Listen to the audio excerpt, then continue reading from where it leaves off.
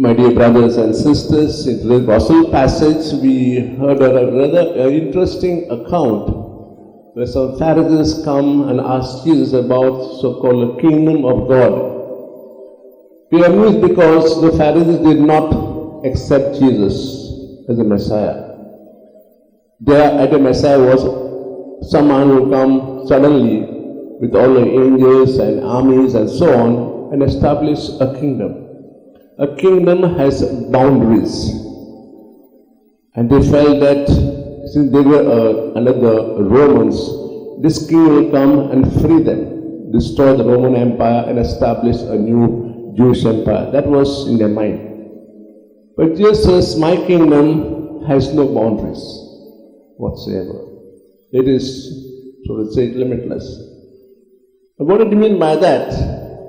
My kingdom is such where there is love, which has no limit, where there is forgiveness, which is endless, where there is truth, where there is sincerity, where there is holiness, where there is understanding, and you can name all other virtues that one can think of. This is the kingdom I have come to establish, and it is right in front of you, in the midst of you.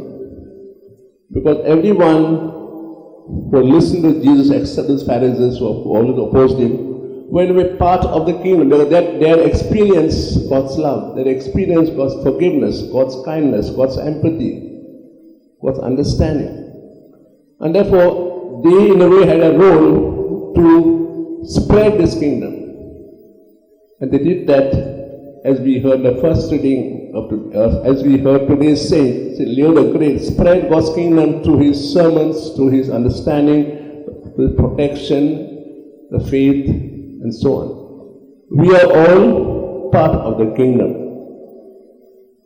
We have a responsibility to spread His kingdom. We can do that by, in a way, spreading love, forgiveness, kindness, empathy, holiness, understanding.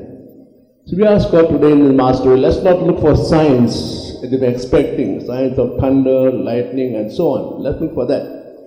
Let's look for other signs when you can see people accept you as you are, people love you, people forgive you. And when that happens, God's kingdom spreads far and wide.